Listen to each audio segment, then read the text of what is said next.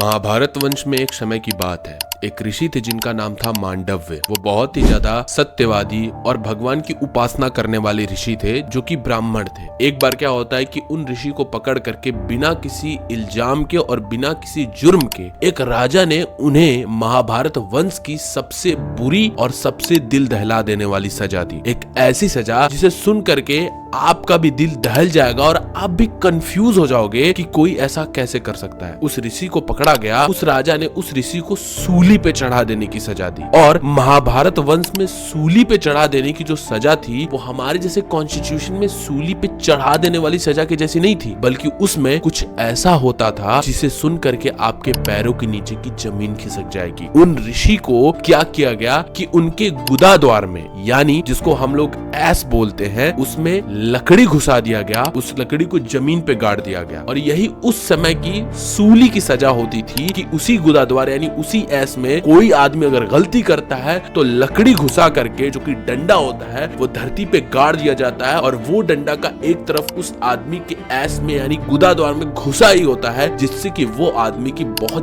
बुरी तरीके से मौत हो जाती है। ये सोच सकते हो कि कितना ज्यादा डिस्टर्बिंग है, लेकिन महाभारत में ये ऐसा राजा था कौन जिसने ये चीजें की। तो आइए इस पूरी कथा की असली सच्चाई को इस वीडियो में जानते हैं कि आखिर क्यों उस ब्राह्मण को इतनी बुरी सजा मिली और राजा ने ऐसा क्यों किया। क्योंकि ये है episode 6 of 1000 episodes of Mahabharat. जानता हूँ ये एपिसोड आने में काफी डिले हो गया था, तो उसके लिए सॉरी, क्योंकि मेरा एग्जाम आ गया था। बट मैं ट्राई करूंगा इसी हफ्ते में 2 वीडियो डालने के लिए। तो चलिए इस वीडियो की शुरुआत करते हैं। जैसा कि आप लोगों ने पिछले एपिसोड में देख ही लिया था कि पांडु, धृतराष्ट्र और विदुर, इन तीनों भाइयों का जन्म हो चुका था। और इन तीनों भाइयों का जन्म हुआ था नियोग विधि के द्वारा, यानी व्यास जी आए थे और उन्होंने अंबिका और अंबालिका के साथ नियोग विधि के थ्रू पांडु और धृतराष्ट्र का जन्म करवाया। लेकिन प्रॉब्लम ये आई कि पांडु बहुत ही ज्यादा शरीर से वीक थे और धृतराष्ट्र आंख से अंधे थे, जिसके वजह से सत्यवती यानी व्यास जी की माँ बोलती है कि एक और पुत्र पैदा करो जो कि बहुत ही ज्यादा मजबूत हो और इस राज्य का राजा बन सके।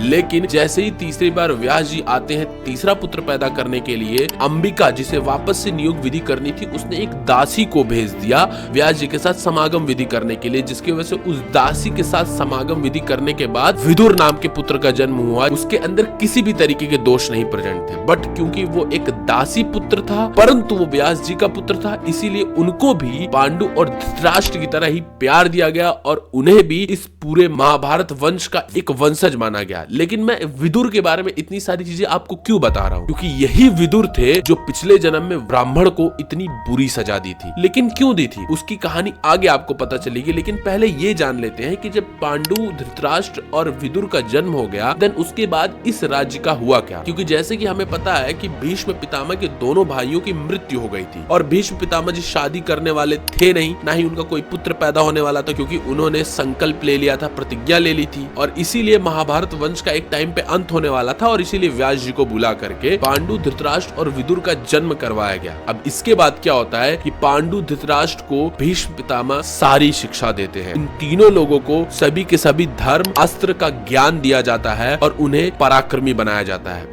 धीरे धीरे जो महाभारत वंश होता है वो अब सुधरने लग जाता है। धीरे धीरे खुशहाली वापस आने लग जाती है। भीष्म पितामह अब खुश रहने लग जाते हैं और ये पूरा का पूरा राज्य अब बहुत ही ज्यादा धीरे धीरे करके पावरफुल बनने लग जाता है। किसी भी तरीके की चोरी चकारी अब इस राज्य में बंद हो जाती है। सभी के सभी खुशहाली से रहने लग जाते हैं और इंद्रदेव के राज्य की तरीके भी ये राज्य अब सुशोभित होने लग जाता है। धीरे धीरे करके पांडु, धृतराष्ट्र और विदुर बड़े हो जाते हैं और बड़े होने से ये पता चलता है कि इन तीनों राजाओं में किनके अंदर क्या क्या कैपेसिटीज है, जिसमें ये पता चलता है कि जो पांडु थे उनके अंदर धनुर्विद्या की बड़ी अच्छी कैपेसिटी थी, मतलब उनको धनुष बड़ा अच्छा चलाने आता था। फिर जो वहां पर धृतराष्ट्र थे उनके अंदर बहुत ज्यादा पावर, क्योंकि धृतराष्ट्र अंधे थे तो ऐसा नहीं था कि वो धनुधर नहीं थे, लेकिन उनके अंदर धनुधर से ज्यादा पावर की कैपेसिटी बहुत ज्यादा थी। मतलब वो बहुत ही ज्यादा पावरफुल थे और बहुत ही ज्यादा बलवान थे। उनके बाजुओं में बहुत ज्यादा दम था। और तीसरी तरफ जो विदुर आते हैं वो इन दोनों लोग से बहुत अलग थे। ये एक धर्मात्मा तरीके के राजकुमार थे। ये बहुत ही ज्यादा सत्यवादी थे और धर्म का पालन करने वाले थे। ये बहुत ही ज्यादा वॉर, लड़ाई और इन सभी चीजों में इंटरेस्टेड नहीं थे। ये बहुत ही शांति प्रिय, सुखी और सत्य का पालन करने वाले राजा। मतलब आप समझ ही सकते हो जिस तरीके के ऋषि होते हैं उस तरीके का इनका बिहेवियर था। लेकिन यहीं पे इनकी सबसे बड़ी कथा आती है। पिछले जन्म में जब हम जाकर के देखते हैं तो एक ब्राह्मण था जिनका नाम था मांडव्य ऋषि। उनका यही काम होता था कि वो रोज सुबह से शाम तक भगवान की आराधना ही करते थे और तपस्या ही करते थे। वो अपने दोनों हाथों को जोड़ करके और पैर उठा करके भगवान की तपस्या करते थे, जिस तरीके से भगवान की आराधना और तपस्या की जाती है। लेकिन एक दिन कुछ ऐसा होता है जो कि उनकी पूरी की पूरी जिंदगी को बदल करके रख देता है। मांडव्य ऋषि अपने आश्रम से बाहर तपस्या कर रहे होते हैं, लेकिन एक चीज वो अपनी जिंदगी में ये लागू किए होते हैं कि वो एकदम चुप रहते हैं। यानी सिंपली बोलूं तो वो मौन व्रत भी धारण किए हुए होते हैं। मतलब वो किसी से कुछ भी नहीं बोल सकते हैं। और उसी वक्त क्या होता है, जब वो मौन व्रत पे तपस्या कर रहे होते हैं, कई सारे चोर एक राज्य से पूरा का पूरा सोना चुरा करके भागते हुए मांडव्य ऋषि के पास आते हैं। क्योंकि सिपाही उन चोरों के पीछे लगे हुए होते हैं, तो वो चोर क्या करते हैं, वो चोर मांडव्य ऋषि के आश्रम में जाते हैं और सारा का सारा सोना वहीं पे छुपा देते हैं और खुद भी वहीं पे छुप जाते हैं। उसके बाद सारे के सारे सिपाही जब रास्ते में आते हैं तो रास्ते में मांडव्य ऋषि जब तपस्या कर रहे होते हैं तो सारे के सारे सिपाही मांडव्य ऋषि से पूछते हैं कि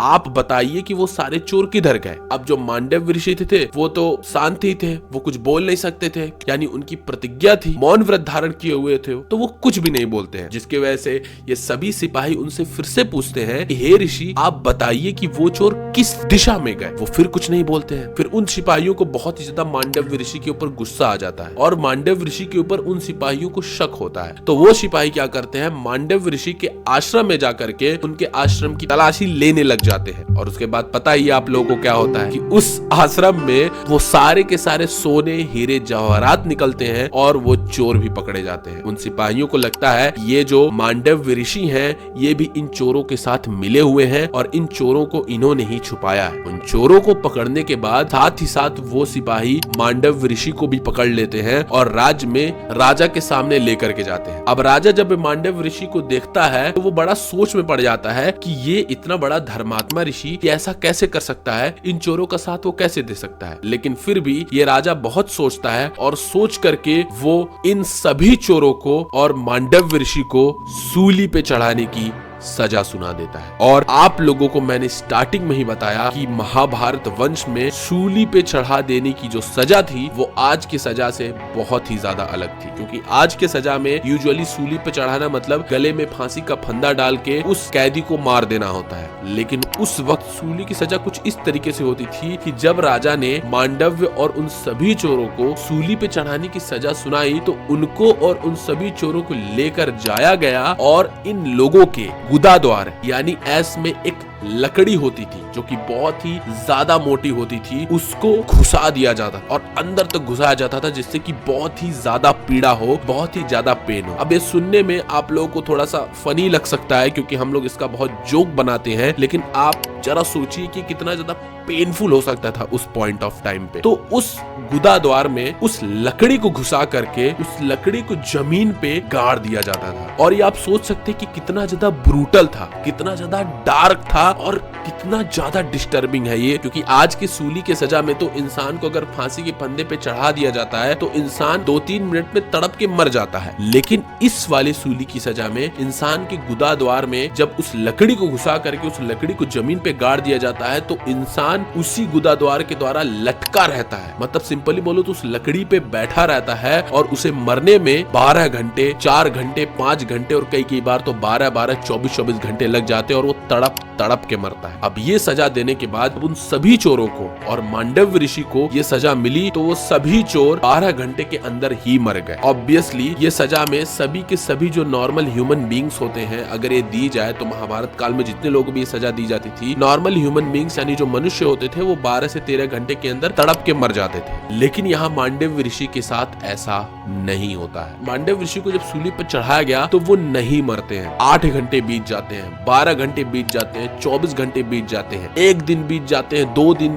3 दिन, 4 दिन और इसी के साथ साथ हफ्तों बीत जाते हैं। लेकिन मांडव्य ऋषि अपना प्राण नहीं छोड़ते हैं। वो अभी भी जिंदा होते हैं और वो उस असहनीय पीड़ा को सह रहे होते हैं। उनका प्राण अभी भी उनके शरीर से बाहर नहीं निकलता है। और उसी वक्त कई सारे और ऋषि मांडव्य ऋषि से मिलने के लिए आते हैं, जो कि बाकी ऋषि दूसरे रूप में होते हैं। चिड़िया के रूप में बाकी कई सारे ऋषि जो होते हैं वो मांडव्य ऋषि से मिलने के लिए आते हैं और उनसे बोलते हैं कि हे ऋषि, आपने कौन सा ऐसा अपराध कर दिया है जिसके वजह से आपको ये सजा मिली है। मांडव्य ऋषि बोलते हैं कि मुझे खुद नहीं पता कि मैंने ऐसा क्या पाप कर दिया है, लेकिन ऐसा लगता है कि ये मेरे कर्म का कोई फल है जिसके वजह से मुझे ये इतनी बड़ी सजा मिली है। ये बात जब बाकी ऋषि सुनते हैं तो वो भी ऋषि काफी दुखी हो जाते हैं। लेकिन इसी वक्त एक चीज कुछ ऐसी होती है जो कि मांडव्य ऋषि की जान को कहीं ना कहीं बचाती है। बाकी सारे सिपाही जब कई दिनों तक देखते हैं, हफ्तों तक कि मांडव्य ऋषि की जान नहीं गई, वो अभी भी जिंदा है, तो वो ये सारी इंफॉर्मेशन जा करके वो सभी सिपाही राजा को देते हैं कि वो मांडव्य ऋषि अभी तक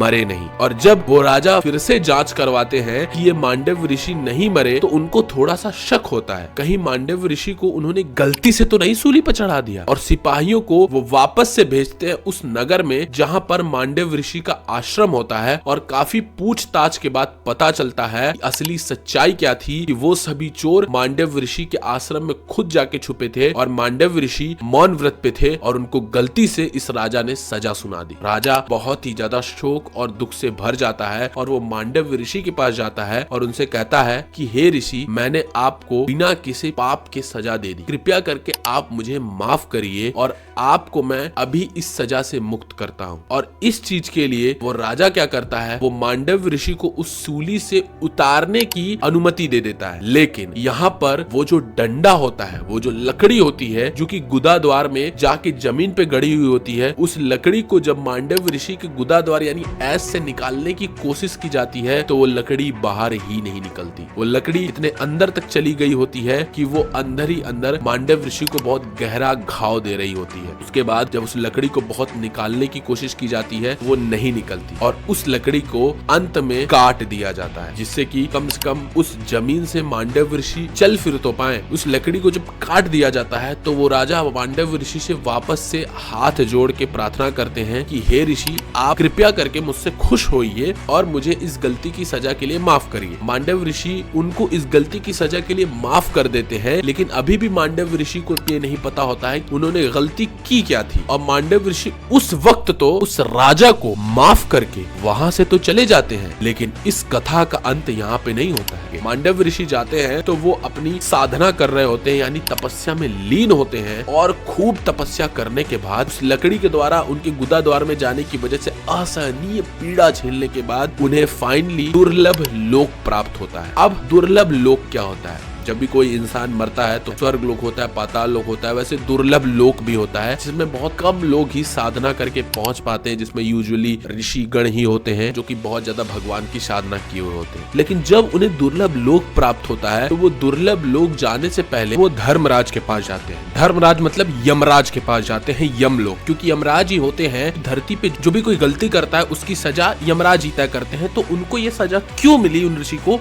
यही पूछने के लिए यमराज से अपना न्याय मांगने के लिए जाते हैं। तो आगे मैं यमराज को राजा बोल दिया हूँ गलती से, तो प्लीज उसे यमराज ही आप समझिएगा। और उससे पूछते हैं कि हे राजन, तुम मुझे ये बताओ कि तुमने मुझे किस बेसिस पे और किस चीज की मुझे ऐसी सजा मिली है, क्योंकि इस धरती पे कोई भी ऐसा व्यक्ति नहीं है जिसे बिना किसी गलती के उसे सजा मिली हो। इस प्रकृति में किसी भी प्राणी को अगर सजा मिलती है तो वो उसकी गलती की ही सजा मिलती है। और हे राजन, तुम मुझे बताओ कि तुमने मुझे किस गलती की सजा दी है। वो राजा बोलता है कि हे ऋषि, आपने अपने बचपन में एक ऐसी गलती की थी जिसकी वजह से आपको ये सजा मिली थी, जाने अनजाने में क्यों ना ही मिली हो। और वो गलती थी कि आपने बचपन में ही एक तितली, यानी जिसको बटरफ्लाई बोला जाता है, उस तितली के पंखों में आपने एक सींग से छेद कर दिया था और आपके उसके पंखों में छेद करने की वजह से ही आपको ये सजा मिली है। यहाँ पर मांडव्य ऋषि बोलते हैं कि मुझे तो ऐसा कुछ याद नहीं है कि मैंने अपने बचपन में ऐसा कुछ किया था। देन वो राजा बोलते हैं कि उस वक्त आप बहुत ज्यादा छोटे थे, करीबन आप 12 वर्ष के थे।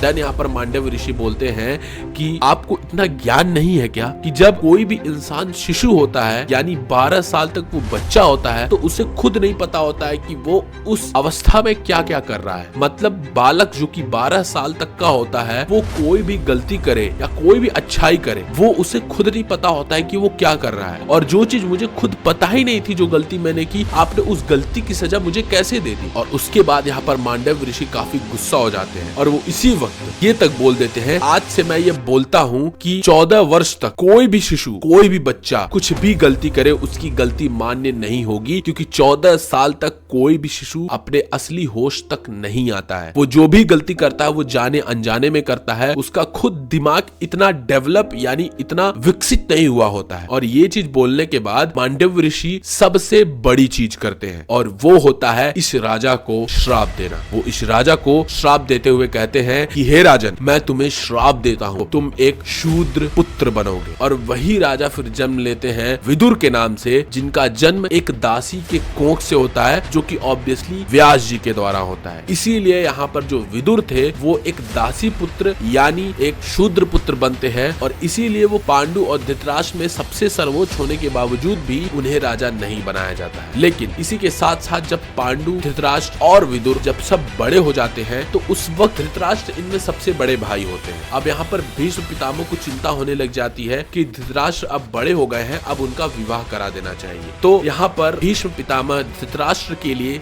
रिश्ता देखना शुरू कर देते हैं और उसी वक्त धृतराष्ट्र को एक बहुत ही अच्छा रिश्ते के बारे में पता चलता है। गांधार राज में एक राजा है जिसका नाम है सुबल, और उस सुबल की एक पुत्री है जिनका नाम है गांधारी। वो सभी लक्षणों से पूर्ण है, बहुत ही अच्छी प्रतिव्रता स्त्री बन सकती है और सबसे बड़ी बात, उनको भगवान शिव से 100 पुत्र मिलने का वरदान प्राप्त हुआ है। अब आपको समझ में आ रहा होगा ये 100 कौरव कहाँ से आए, क्योंकि यही गांधारी जो थी, इन्हीं को भगवान शंकर जी से तपस्या करने के बाद 100 पुत्रों का वरदान मिला था। और ये कोई ऑर्डिनरी स्त्री नहीं थी, ये बहुत ही ज्यादा प्रतिव्रता स्त्री थी और इनके अंदर कोई भी दोष नहीं था। और इसी की वजह से जब भीष्म पितामह इस रिश्ते के बारे में जानते हैं तो वो धृतराष्ट्र का रिश्ता लेकर के चले जाते हैं सुबल राजा के पास। जब सुबल राजा को पता चलता है कि भीष्म पितामह एक ऐसे राजा का रिश्ता लेकर के आए हैं जो अंधा है, तो वो थोड़े से हिचकिचाते हैं अपनी बेटी गांधारी का इस राजकुमार यानी धृतराष्ट्र से विवाह करने के लिए। लेकिन बहुत सोचने समझने के बाद वो फाइनली एग्री हो जाते हैं गांधारी का विवाह धृतराष्ट्र करने के लिए। और जब गांधारी को पता चलता है कि उनके होने वाले पति अंधे हैं तो गांधारी उस वक्त अपने जिंदगी का सबसे बड़ा कदम उठाती हैं। वो एक सूती का कपड़ा लेती हैं, उसे मोड़ती हैं और उसे अपने आंखों में बांध लेती हैं और आंखों में बांधते हुए वो ये बोलती हैं कि जिस तरीके से मेरे पति इस दुनिया को नहीं देख सकते हैं वैसे मैं भी आज से इस दुनिया को नहीं देखूंगी। मैं एक ऐसी स्त्री हूँ जो कि अपने ही पुरुष के शरीर में किसी भी दोष को नहीं निकालूंगी, इसीलिए मैं ये वचन लेती हूँ आज के बाद मैं ये सूती का कपड़ा अपने आंखों से नहीं उतारूंगी। जिस तरीके से वो जिंदगी जीते हैं वैसे ही मैं भी जिंदगी जीऊंगी। इतना बड़ा वचन के बाद धृतराष्ट्र उनसे बहुत ही ज्यादा प्रसन्न हो जाते हैं और इन दोनों लोगों का बहुत ही अच्छे तरीके से विवाह हो जाता है। उसके बाद यहाँ पर पहली बार एंट्री होती है शकुनी की। शकुनी जो कि गांधारी का भाई होता है, वो अपनी बहन को ला करके हस्तिनापुर में ब्याह देता है। और तो और शकुनी का भीष्म पितामह बहुत ही आदर सत्कार करते हैं और अपनी सुंदर बहन को जब धृतराष्ट्र को शकुनी सौंप देता है तो शकुनी बहुत ही अच्छे से खुशी से अपने राज्य को वापस चला जाता है। लेकिन इस वक्त जब शकुनी पांडु और धृतराष्ट्र को देखता है तभी उसके मन में वो फ्यूचर यानी वो सोच आ चुकी होती है जो कि आगे चल के महाभारत करवाती है। लेकिन अब धृतराष्ट्र क्योंकि बड़े भाई थे तो उनका विवाह गांधारी से तो हो गया, परंतु इस राज्य का राजा कौन था ये आपके दिमाग में आ रहा होगा कि धृतराष्ट्र बहुत बड़े थे तो इसीलिए उनको ही इस राज्य का राजा बना दिया गया। नहीं, धृतराष्ट्र को राजा नहीं बनाया गया क्योंकि वो अंधे थे और विदुर को राजा इसलिए नहीं बनाया गया क्योंकि वो सूत पुत्र थे। तो यहाँ पर एक ही ऑप्शन बचता है यानी पांडु। पांडु को हस्तिनापुर का राजा बना दिया गया और अब इसके बाद बारी थी पांडु के विवाह की।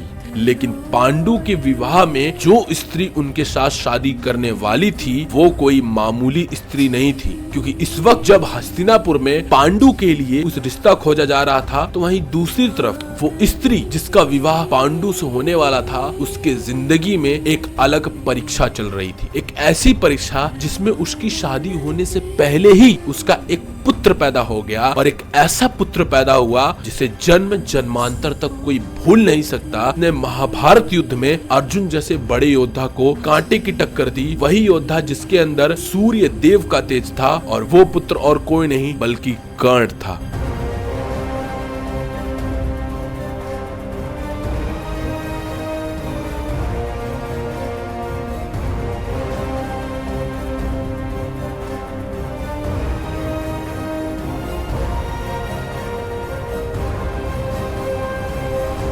तो इसके अगले एपिसोड में जानेंगे किस तरीके से पांडु के विवाह होने से पहले ही उनकी पत्नी से कर्ण का जन्म हुआ, और कर्ण को किस तरीके से उनकी माँ ने ही बचपन में नदी में फेंक दिया। अब तक के लिए आप इस चैनल को सब्सक्राइब करके अपने बाकी दोस्तों में शेयर कर दीजिए, क्योंकि इस सीरीज को बनाने में बड़ी मेहनत लगती है। तो इसको मैं आगे तभी बढ़ा पाऊंगा जब ये लोगों के पास तक पहुंचेगा, और अगर ये लोगों के पास नहीं भी पहुंचता और इस पे अच्छे व्यूज नहीं आते हैं तो मैं इसे केवल मेंबर्स ओनली करना शुरू कर दूंगा। खैर, मिलते हैं इसके अगले एपिसोड में, तब तक के लिए जय श्री कृष्ण।